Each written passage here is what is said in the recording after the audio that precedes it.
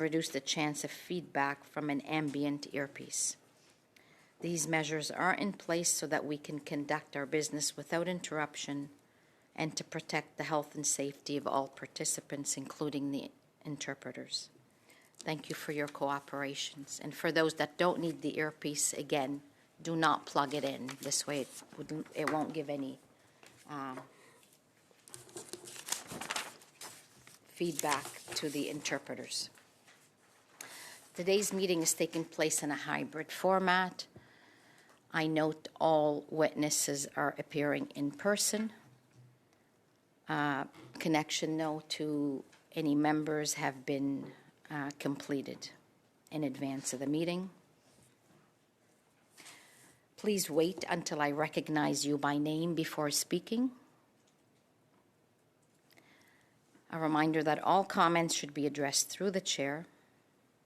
And for the benefit of all attending and viewing the webcast, I would remind that all briefs can be sent to the committee until May 27, 2024, and they should not exceed 3 pages in total. Now I want to, for the witnesses' benefit, just so that you know, this is how all meetings are conducted, nothing personal, but I will let you know right now, we've actually prepared these cards, and I will raise it when it's at 30 seconds. I know when somebody's, doing their business, it's hard to look up, but, I'll keep raising it, and then when the time is up, I'll just raise the time is up, and I'll give a few seconds to wrap up if somebody has not wrapped up, because and I will do that for everyone, just for fairness. And then for all members, as you know, there's a number that have been in this committee for quite a while, and we have a number that are new. Just remind everybody that it's important that we are all compassionate in our conversations and that we are all respectful to each other and to the witnesses, and I expect that to continue this morning. Thank you very much. So now I want to welcome the witnesses for today. As individuals, we have Rachel Cook, we have the student Michael Eshayak, student Nicole Nashin, attorney Neil G. Oberman, founder, Canadian Union of Jewish Students, Nadi Pressman, and for Hillel, Ontario, Yos Tarshish. You each have up to 5 minutes for your opening remarks, after which we will proceed with the round of questions. Again, if your comments are 6, 7, 8 minutes, don't worry, you will probably get an opportunity to go back to them when the questions also happen.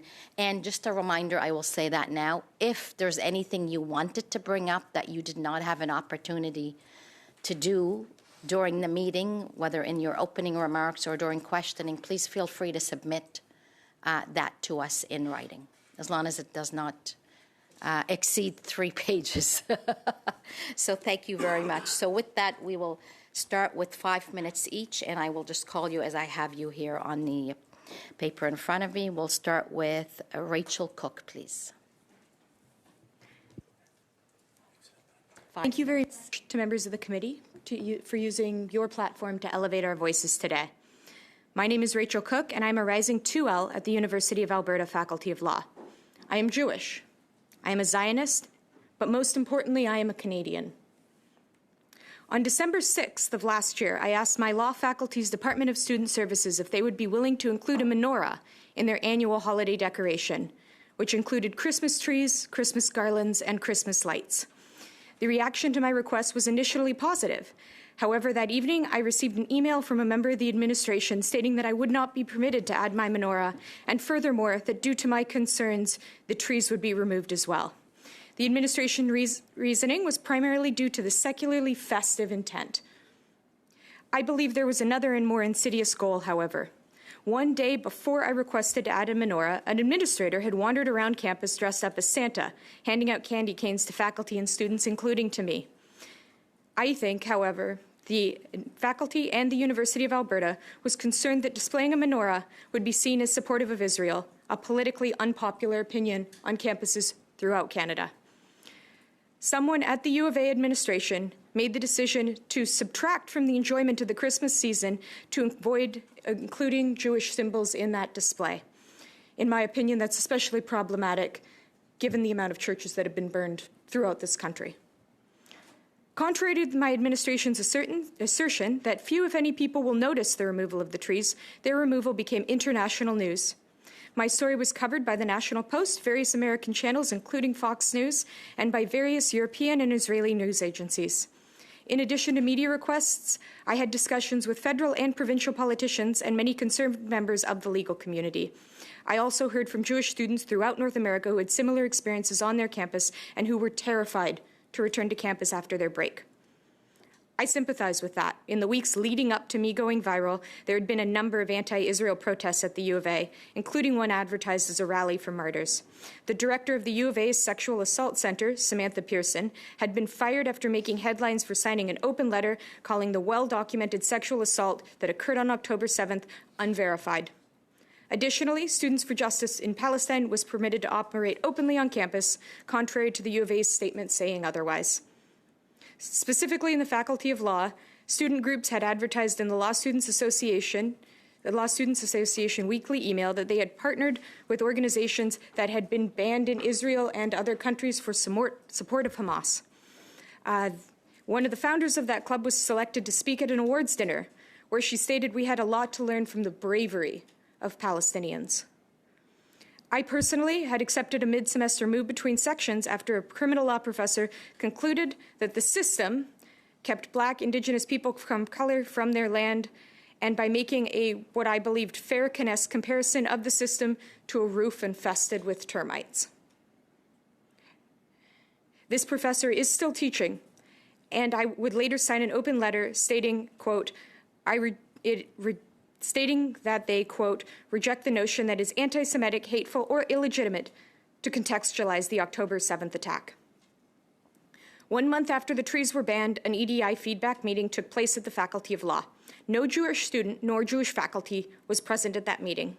According to the minutes, which I received by Freedom of Information, it was noted that my appearance in the media was one of the greatest attacks to student safety, and that there was space for the faculty to make comments and hold people accountable. I could never have imagined that voices on campus would advocate for holding me accountable for asking to display a menorah or asking to speak out against anti-Semitism. I was reminded of all this earlier in the week when I walked through Rutherford Library on my way to my final exam. There was a display of student artwork, including an interactive one discussing Gaza. Students were invited to write their feelings about, quote, history washed over by colonialism, end quote, on this interactive display. Students had done so, and the display included a swastika, support of a recognized by the Canadian government terrorist organization, the People's Liberation Front of Palestine, and a message reading "Death to Zogs," implying that the Jews run Western governments like Canada and the United States. I have been left after this year with the impression that the U of A is more interested in covering up systematic anti-Semitism on campus than addressing it head-on and working towards change.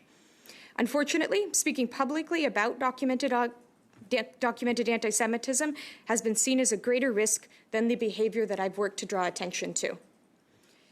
I've heard from numerous members of faculty, classmates, and many Albertans who have quietly offered their support for my advocacy, and I have no doubt that when I return to campus, I will be broadly disliked for speaking out only by a vocal minority of students. As you undertake this study, I encourage you to keep the following in mind. We have been told for years that words are violence, feelings of safety are paramount, and that we should be mindful of actions and interactions and how your behavior can harm shared goals on campuses. It is embarrassing for institutions across Canada to admit they have allowed a cultural environment of anti-Semitism to thrive, but light, like from a banned menorah or a banned tree, is the best way to shine attention on hate. Albertans and Canadians as a whole are hardworking, ethical people with a deeply ingrained moral compass. I'm going to interrupt you for a moment. I gave you about a minute more, but that's okay. You'll get a chance to give us your feedback, your recommendation with questions. So thank you for that. Michael Eshayak, please. Hi. Thank you for inviting me today and for leading a national conversation on the disturbing and troubling rise in anti-Semitism on university campuses since the barbaric terrorist attack on Israel by Hamas on October 7th. My family fled persecution in Iraq, settling in Israel where I was born. As a teenager, I often visited my great aunt, who moved to Canada and fell in love with Montreal. I arrived at Concordia to study finance 2 years ago and felt right at home.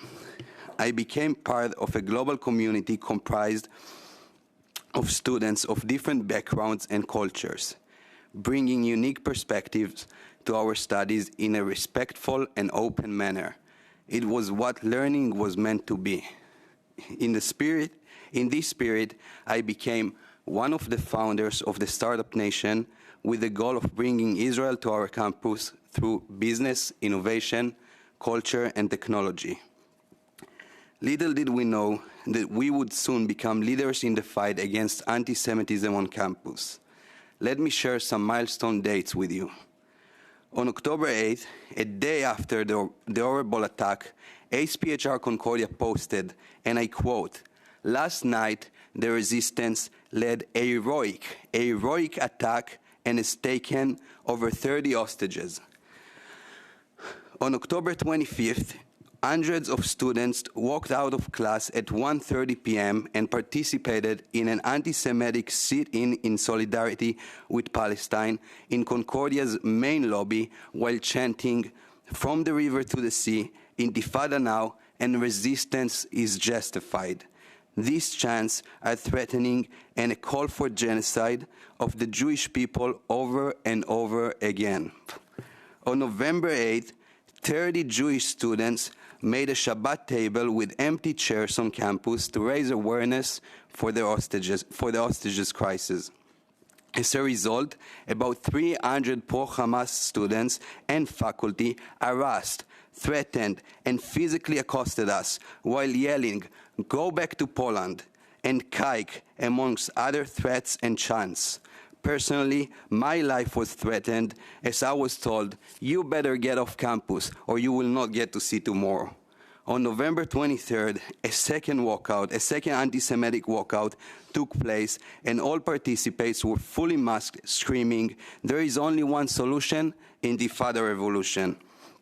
On December 13, students from across Montreal came to the main building on our downtown campus, chanting anti-Semitic rants and waving offensive signs and banners, such as "Globalize the Intifada," which is a clear call for another October 7th or another 9/11. On March 4, the administration canceled our event because we were hosting 3 reservists on a diplomatic mission to speak about Israel's journey towards stability and peace. The event was then moved to the Jewish Federation, where pro-Hamas students such as ASPHR Concordia again came together to physically block all access to the building while again chanting anti-Semitic slogans. We were trapped in the conference center for 4 hours while police were on site trying to get us out. On March 12, Jewish students in the Hillel club room, the only Jewish club room on campus, were harassed by masked individuals who were banging on the walls and chanting, "All Zionists are racist, all Zionists are terrorists." Again, Jewish students were trapped and traumatized. On April 8th and April 10th, an Israeli scholar was invited by the Israeli Institute to speak about the importance of Arab representation in the Israeli Knesset. In response, demonstrators physically blocked access to the classroom. Our greatest disappointment is that the leadership of Concordia has sat idly by, ducking and refusing to enforce its own policies and to step in to ensure the safety and well-being of Jewish students. The leadership seems intent on muzzling us and has certainly shown an insensitivity to our views and concerns. Our policy on campus safety and security forbids demonstrators from hiding their faces by wearing masks. Yet, at all events, the perpetrators were masked. And To date, they have faced no consequences. The administration has also not launched proceedings against the instigators of recent anti-Semitic demonstrations. We have, for example, indicated that a part-time student at Concordia since 2016 has broken our code of conduct and is on campus and is a known agitator. The student has been caught on film threatening and attacking students and staff on campus and has been arrested twice off campus since that incident. His posts on social media also call for violence against Jews, and I quote, that to Israel, kill them all, Allahu Akbar, bomb them. Yet the administration is turning a blind eye. I'll interrupt you now. Thank you. Thank you very much. Nicole Nashin, please.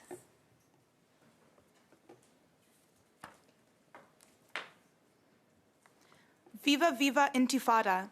Go back to Poland. Yemen, Yemen, make us proud, turn another ship around. Resistance is justified when people are occupied. These are just a few of the hateful chants heard blaring across campus that have caused myself and thousands of other students great pain and immense fear over the past 7 months. My name is Nicole Nashin, and I just finished my second year of law school at McGill University. I am the granddaughter of immigrants who came to Canada seeking a better life for their children. My grandparents were so proud when I was admitted to McGill for law school, but are now horrified by the rampant anti-Semitism that I and my Jewish peers are experiencing on campus. Jewish students in Montreal have been intimidated by hateful posters glorifying violence and terrorism and protesters chanting for the destruction of our ancestral homeland. As Michael said, on October 8th, McGill and Concordia University funded clubs posted the following on Instagram, quote, "Last night, the resistance in Gaza led a heroic attack against the occupation and has taken over 30 hostages," end quote. These are the same groups that have been organizing the campus protests and the current encampment at McGill University. They have not tried to hide their hateful and anti-Semitic intent. Rather, our universities have chosen to turn a blind eye rather than stand up for their Jewish students. Selon une étudiante de l'Université de Montréal, et je cite, avant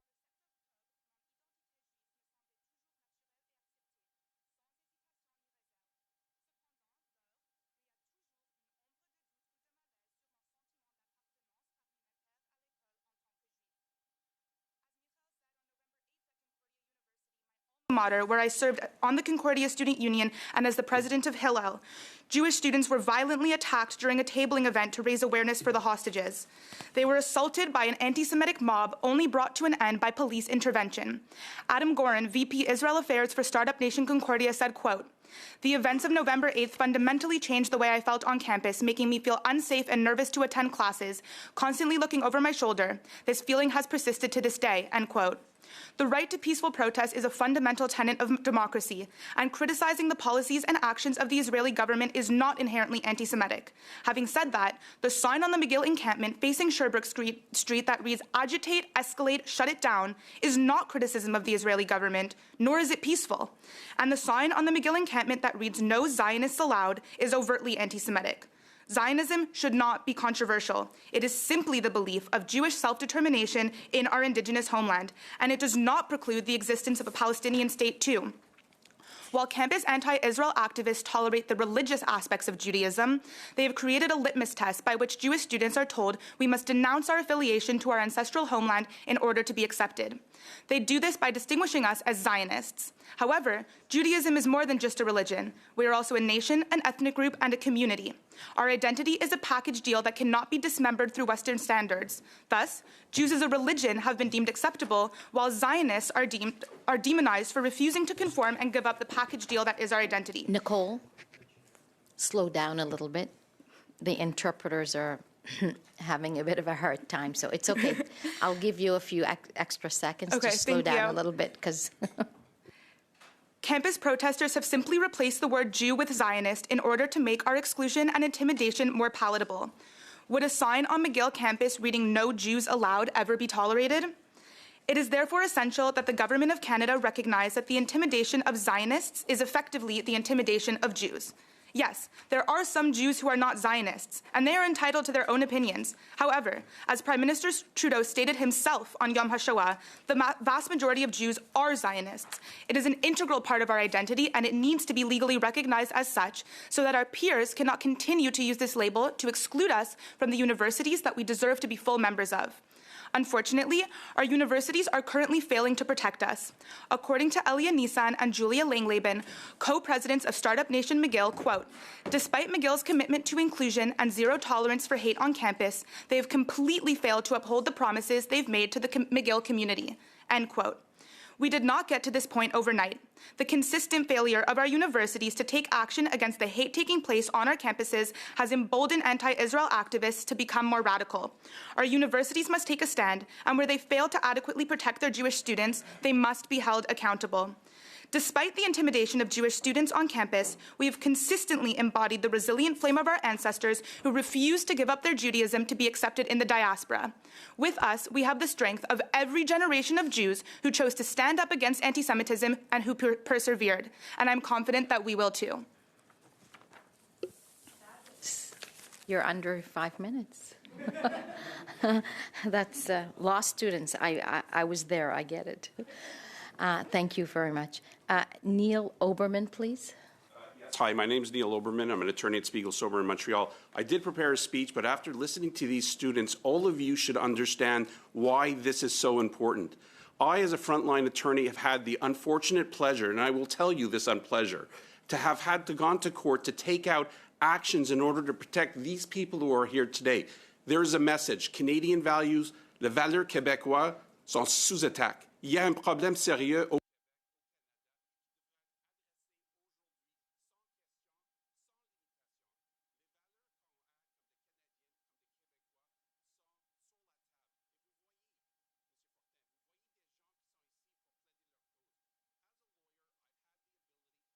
take these cases and try to do something. You might have known that I took injunctions against McGill to try to get rid of the encampment. I'm not going to comment on the judgment. I'm not going to tell you whether it was right or wrong. The fact that it had to be taken in itself speaks loudly to what's going on. On March the 4th, 2024, I had to take an injunction in order to save our community. Now, I am no hero. These are the heroes. These people who come before you, who put their names out there, these are the people that we want to strive to protect. But there is a fundamental issue, ladies and gentlemen, parliamentarians, et je vous adresse tout le monde aux gens qui sont au Québec.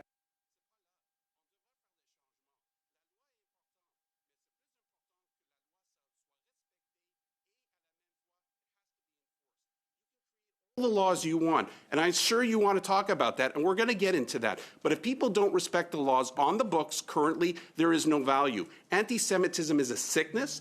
It has to be eradicated. But here's what's more important that is a sickness: ignorance, inability to understand things. Legislators can't legislate love. They can't tell you how to think, but they can legislate against hate.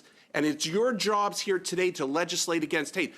I'm not going to give you a course in law. You're the legislature. But I can tell you, every student that's come to me has said to me, Neil, why aren't people enforcing the law? The law of Concordia, the law of Dawson, the law of Vanier, the law of Canada, and the law of Quebec. We are a country of law. The rule of law is not to be trifled with. It is the core of our entity. I want to point out the top 10 worst list of things that I, Neil Oberman, besides these young people, had to deal with. A student goes to school in the morning. He gets dropped off by his mom. First thing that happens, a group of kids come to him and say, "Do you believe in Palestine? Are you against Israel?" And he said no. And they started beating him. And what did the teacher supervising the children do? They said, keep beating him until he says Palestine. This is not what Quebec and Canada are about. I am concerned. You should be concerned. The future is not Neil Oberman. The future is Nicole and Rachel and Natty and Michael. They're the future. But when you take their future away, you take Canada's future away. And that is why I'm urging each and every one of you, when you look at what's going on, come down to the level of the students and see what they're doing. So the other issues that have been raised during, unfortunately, what I've been doing is people don't want to stand up. They're scared of being heard. And you know what I say, Mrs. Chairman? If you do nothing, you get nothing. I choose to do something. I am here. They are here. I applaud you. I'm not here for them. I'm here for you. And I can tell you this. When you go back and you deliberate on what's next for you to do, take three things into account. What does the law say? What do the students say? And what does your heart tell you? What does your heart tell you about what we as Canadians want to be doing? Do we want to have to do this? Est-ce que c'est nécessaire que les gens engagent un avocat?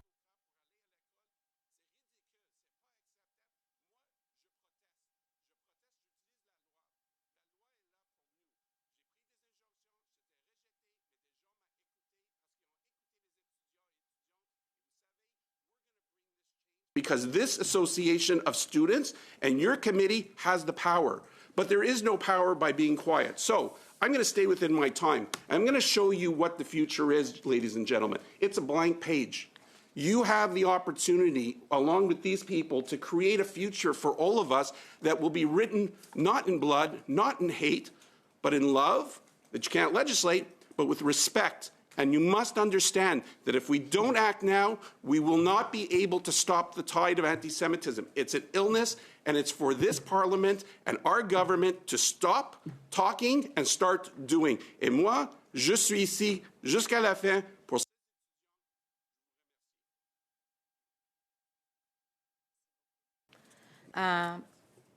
Natty Pressman, please.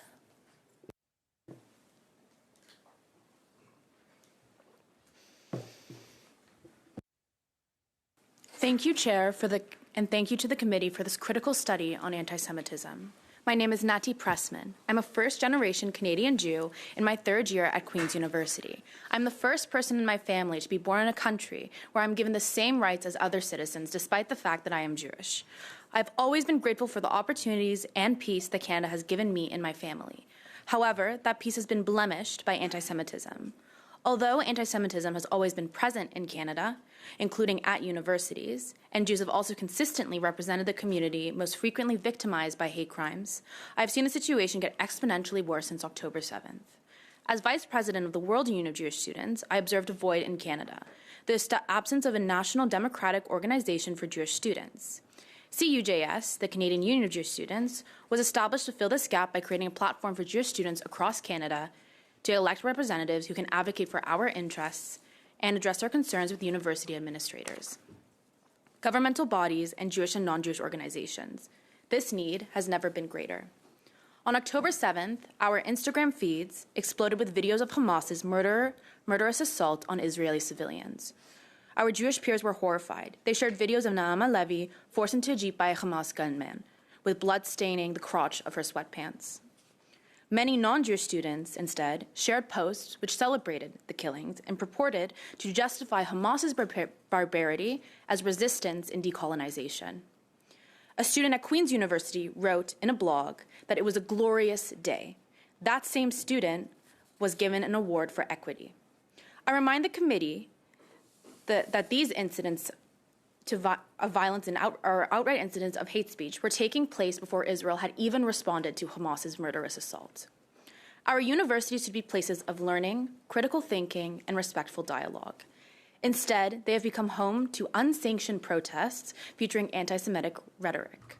We frequently heard one solution, intifada, revolution. For Jews, the intifada were a series of suicide bombings that claimed the lives of up to 1,400 Israelis. Israelis like myself and the children of Israelis grew up learning how to stay away from unattended baggage in case it might be a bomb. Across the country, Jewish students who used to wear Jewish symbols, like a Magen David, now hide them as they walk past protests, including my friends who used to wear kippot, who now instead wear baseball caps going to class. This is not because we are any less proud to be Jewish, but because our universities have allowed an environment where being openly Jewish could be a threat to our safety. And we've had to have our Jewish pride be inside of us because we are scared of being physically harmed by other students on our campuses. Some CUJS members have relatives among the hostages in Gaza. Nonetheless, they are exposed to abuse that treats those murdered and taken hostage as perpetrators rather than the victims that they are. Student-led groups at Queen's, McMaster, University of Alberta, and others shared posts that accused Israel of fabricating reports of sexual assaults that the family members saw of female hostages. I have my own friends and own CUJS members who saw these posts while they have their own family members who are still in Hamas captivity. And those family members who are hostages are young women. First-year students living away from home for the first time feel unsafe in residence. At Dalhousie, a first-year Jewish student wrote "Never Again" in honor of Holocaust Remembrance Day on a personal whiteboard that every student was given outside of their dorm room. When they returned to their dorm, the word "never" was erased.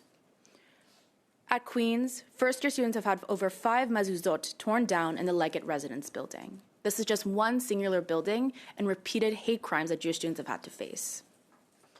We have also seen frequent acts of Holocaust distortion, which is also incredibly concerning, not just because of Holocaust memory, but because of the rise of Holocaust denial, distortion, and the fact that many Canadian Jews are the descendants of Holocaust survivors. A nursing student at the University of Manitoba posted images equating the actions of Israel to those of the Nazis in the Holocaust.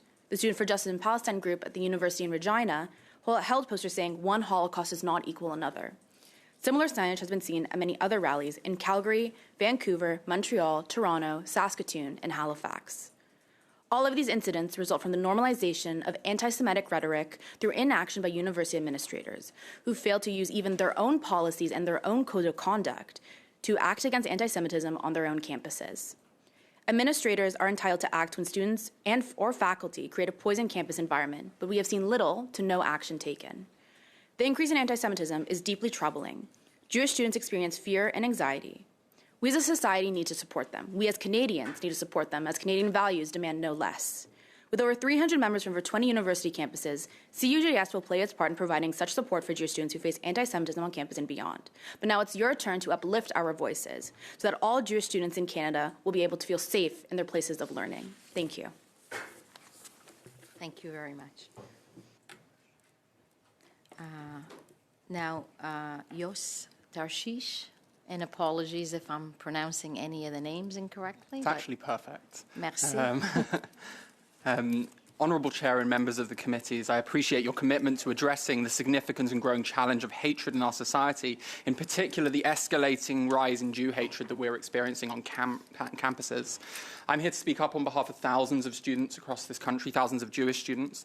My name is Yos Tarshish. I'm the director of Hillel Queens, and I'm here representing Hillels on campuses all over the country. I've spent about 15 years deeply immersed in Jewish student communities in Canada and around the world, and this 10 years afforded me a broad insight into the patterns of anti-Semitism, particularly in a university setting, and it's allowed me to observe its fluctuations, to see when it rises and when it falls. Anti-Semitism is not a new or novel phenomenon here in Canada. From as early as the 1920s, Canadian Jews faced systematic barriers to entry into Canadian universities. Universities like McGill only rescinded their numerus clausus quota on Jewish students in the 1960s. In 2009, York University Jewish students had to barricade themselves inside their Hillel building to keep themselves away from a violent mob. And in 2022, Dr. Ayelet Cooper's landmark report into the anti-Semitism within the University of Toronto's Temety School of Medicine uncovered really deep-seated biases that show really how prejudice infiltrates even the most prestigious of academic institutions. Sadly, these are really just the tip of the iceberg, and Jewish students are facing really terrible things every single day. We're observing this anti-Semitism on campus take 3 main forms. The first is harassment, both verbal and social. The second would be physical and symbolic acts, and the third would be disqualification and exclusion. For the first, harassment, in February, a Jewish student walking on campus at York University had a picture taken of him from behind, and a picture was then uploaded onto TikTok, where thousands of comments mocked his choice of kippah, of his head covering. Thousands of comments. A story I shared yesterday in the press conference we held follows on from the story Nati shared about 5 mezuzahs being removed from residence buildings. In January, at the Residence Society General Assembly, which is the democratically elected student government for 6,000 students in Queen's residence, when a question was asked by a first-year Jewish student, how will you, the candidates running for these... Mr. Tarshish? Sorry. Go a bit slower. Sorry. When at the Residence Society General Assembly, when candidates were asked by a first-year Jewish student, what are you going to do to fight anti-Semitism in residences, given that at this point 4 mezuzahs have been removed? No one gave a good answer, but the most disturbing thing was that an audible ripple of laughter went through the room the moment the question was asked. Anti-Semitic rhetoric is not limited to students. We've already heard terrible things coming out of professors and professors within their classrooms and outside. I think the one that really shocked me was when a Concordia professor, I think, showed up at McGill and screamed at Jewish students, "Go back to Poland, Shalmuta," which is an Arabic derogatory curse word. In terms of physical aggression, we've heard lots of examples of that tonight. At Western University, a student who had hosted a Jewish event came that night, had rocks thrown through her window of her student house, her private student home. Physical assaults and threats have become alarmingly common. I've seen several videos in the last weeks from university campuses that disturb me greatly. And the final bit is disqualification. And this, to me, is really the most pernicious form of anti-Semitism that we're seeing on campuses. And it's the cause of demands of this encampment movement right now. You know, to remove all representations of Zionism from campus has become, the mask has slipped. We have gone from, we need a ceasefire, to Hillel must be removed from campus because Hillel is a Zionist cultural institution, also, say, Coupe 3903, the Union of TAs at York University, who provided TAs at York with a toolkit on how they could bring Palestine into the classroom, which included, as a recommendation, Hillel should not be allowed on campus. I remind you that we've been an organization serving Canadian Jewish students for more than 80 years. I'm proud to live in Canada, and it pains me to witness this trend in a country that is known for its inclusivity and diversity. While anti-Semitism is indeed an ancient hatred, its current resurgence on Canadian campuses is not merely a recurrence but an intensification, threatening the safety and well-being of Jewish students and, by extension, the integrity of our educational institutions. If we stand by while history's shadows lengthen into our halls of learning, we fail not only those directly affected, but also the very ideals of diversity, inclusion, and justice we aspire to uphold. The urgency to act is now. The cost of inaction is the well-being of our future generations here in this country. Let us not be the ones who look back and wish that we had done more when we had the chance. Let's ensure that all students, regardless of background or belief, can pursue their education in an environment free from intimidation and hate and fear. Thank you. Thank you very much. We will now open the floor for questions, and the way it works is we will start with 6-minute rounds for each of the 4 political parties, and I will begin with Mr. Morans, please, for 6 minutes. Thank you, Madam Chair. I just have to say thank you to all of you for coming here and sharing your stories. I don't think anyone could hear them without really being horrified. And I just want to say how brave you all are to come here and tell your stories. I know it'll make a difference. And I can't help but feeling that this is an historic meeting, finally trying to deal with the issue of anti-Semitism in this country. Now, I want to say, Mr. Oberman, you talked about the blank page and moving forward and legislating, but I want to turn the clock back to October 7th and the interim period between then and now, because I think that the reality is that the actions of our government have not made things better. They've actually made things far worse, and I'm going to take you through a number of situations. So, for example, just after October 7th, the Prime Minister publicly scolded Israel and the IDF for bombing a hospital in Gaza without having all of the necessary information, and it came out after that it was actually misfired rockets from inside Gaza and that the IDF had nothing to do with it. Still, this is the Prime Minister of Canada.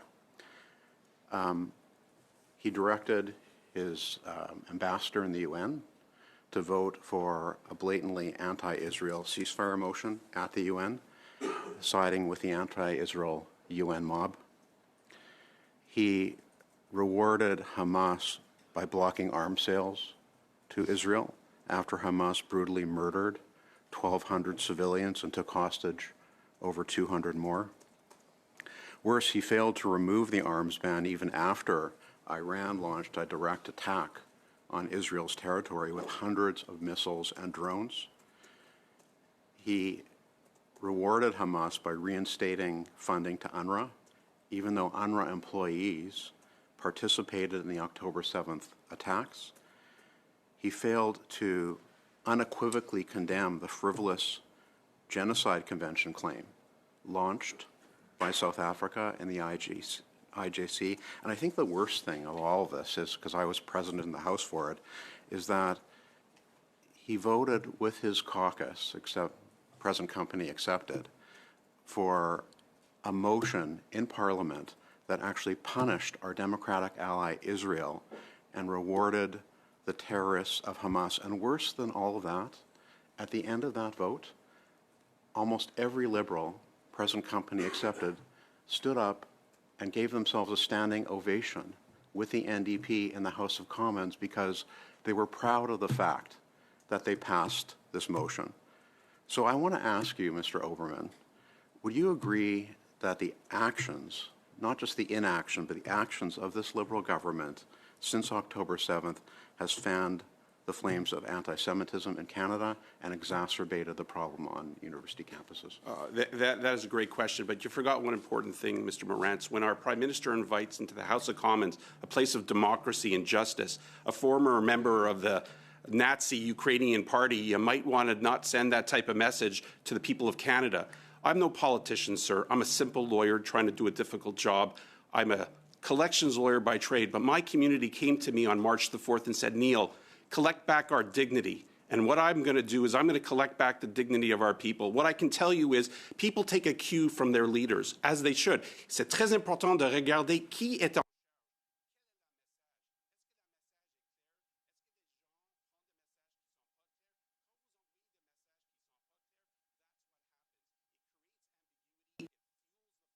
It stokes the TikTok, it stokes the online hate. And you know what hate is? Hate is like a disease. And when you feed it with the wrong words and the wrong impressions, you create the atmosphere, and then you say, oh, we need to correct it. It's broken. It's broken because you broke it.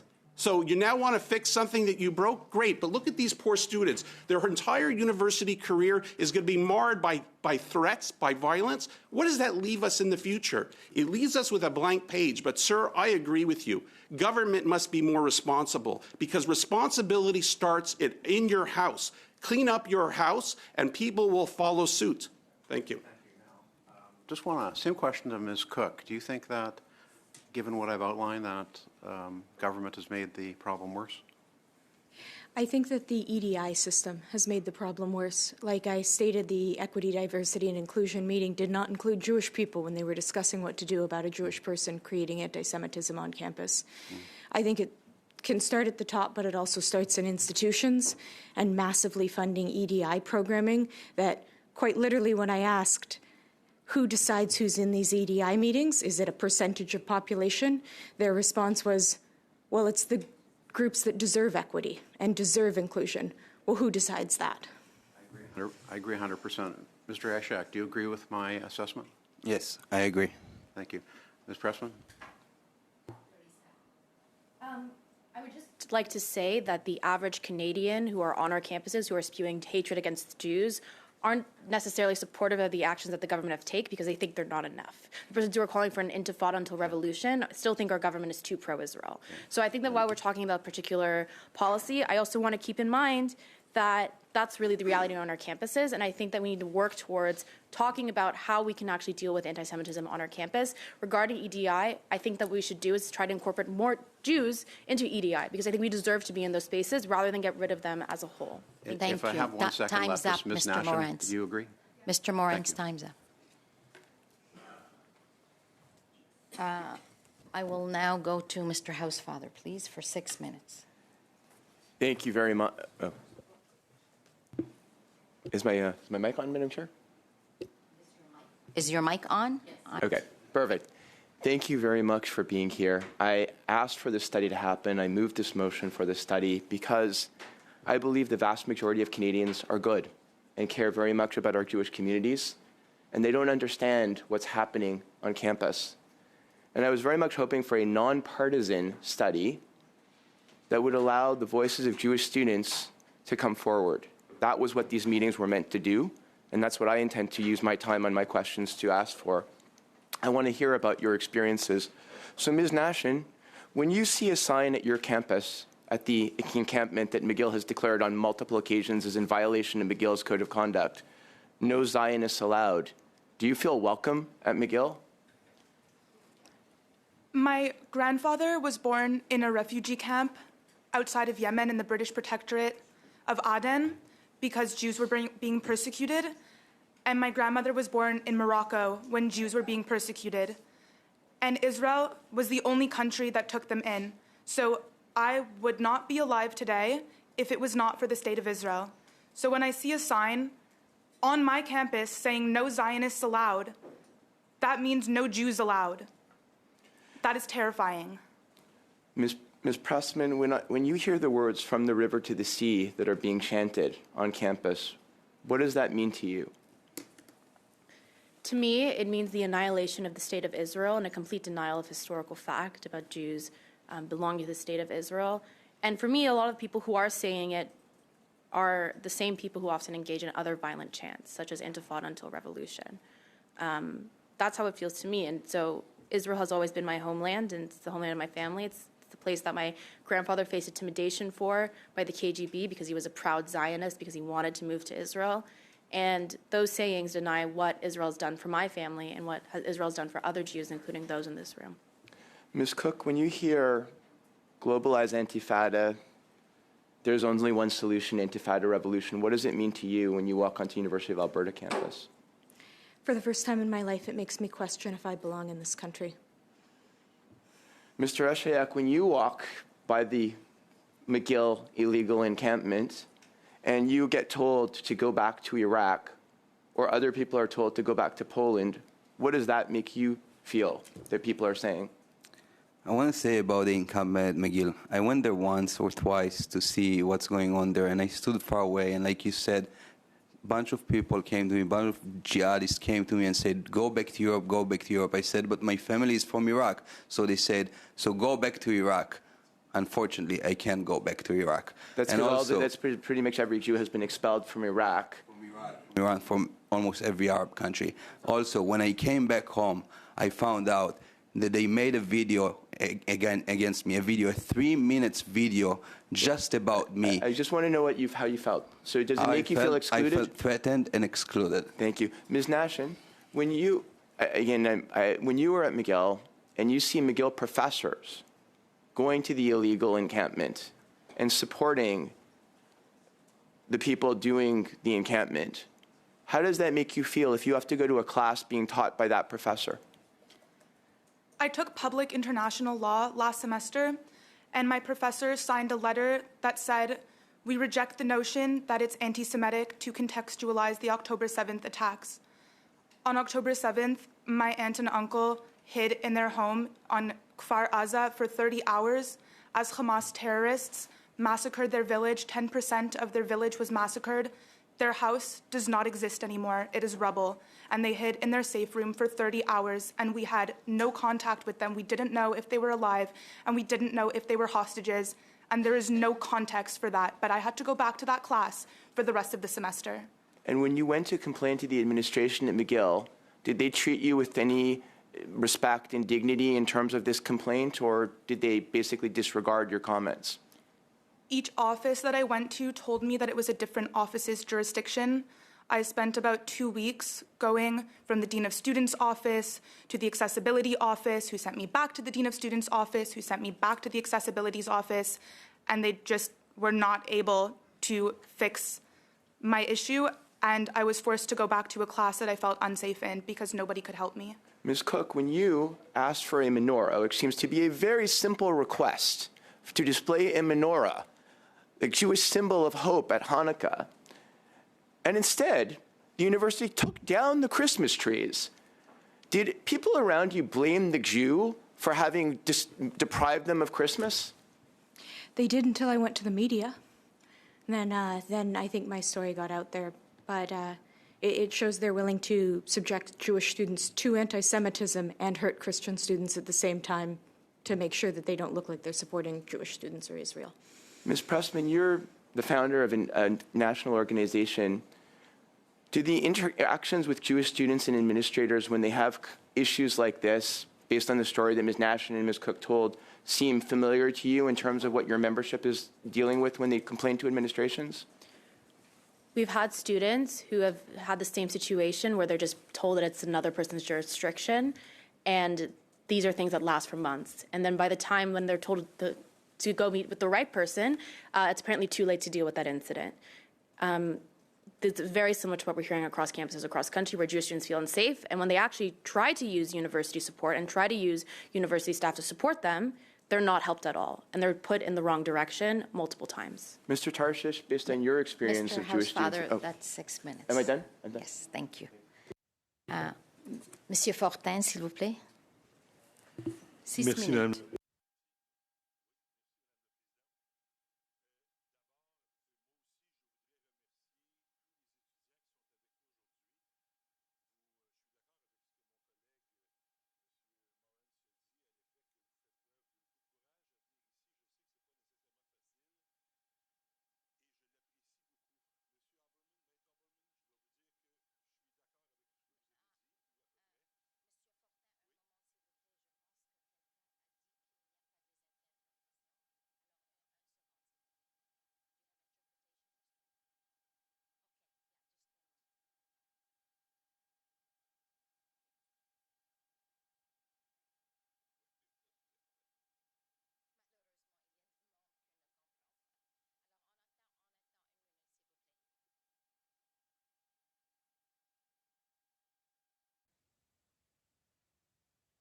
Monsieur Fortin, est-ce que vous pouvez réagir?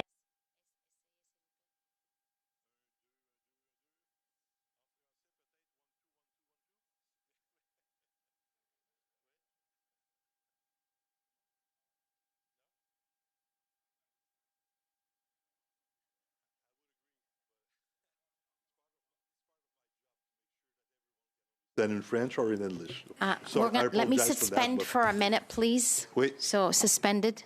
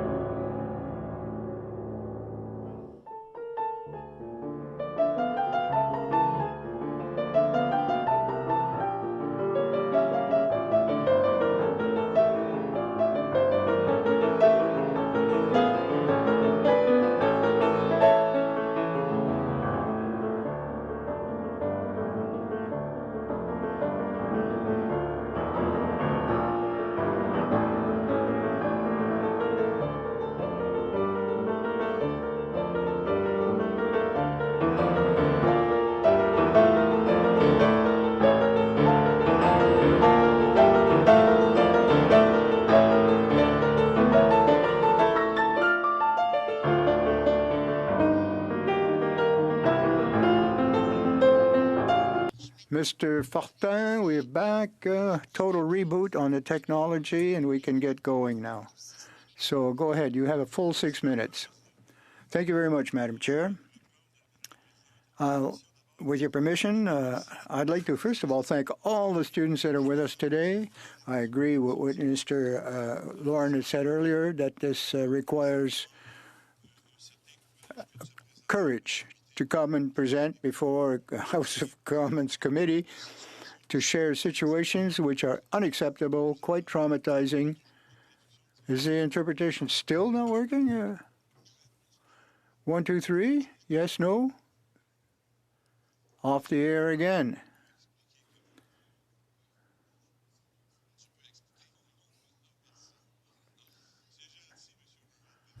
Well, thank you very much, Mr. Oberman, but,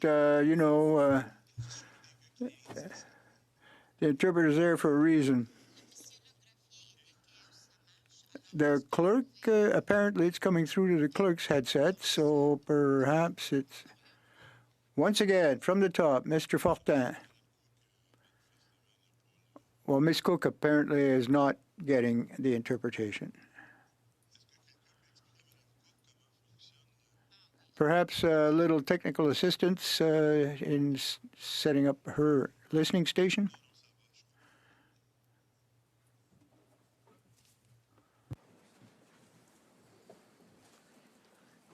Oui, je... 1, 2, 3, 1, 2, 3, 1, 2, 3. Interpretation is very important to our committee as elsewhere, but apparently, perhaps it's a faulty earpiece or... No, we're not talking about anti-Semitism. We're talking about anti-technology here. So excuse me, but I have to insist on that.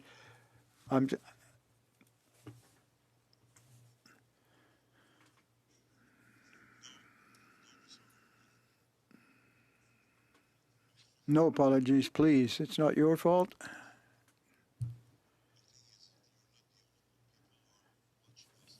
To us, and everyone should be able to understand what we're saying, even in French or in English.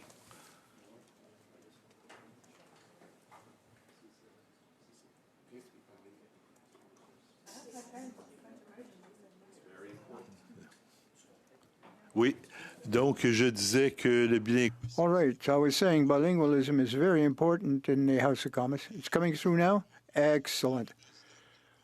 Okay. I have to wait. Chair is occupied.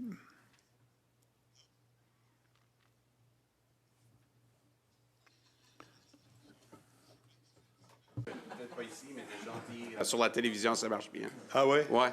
Apparently, it's coming through on the television stations as well, so that's no problem. I suppose it might depend on what you're saying.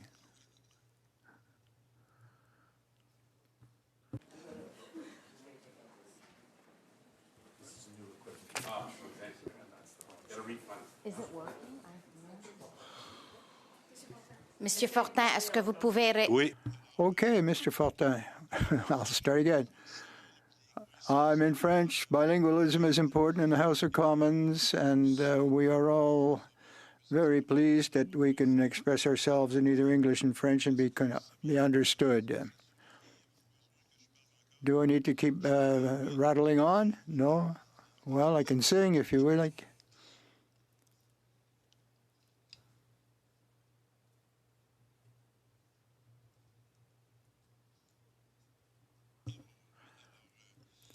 Okay, I'll carry on.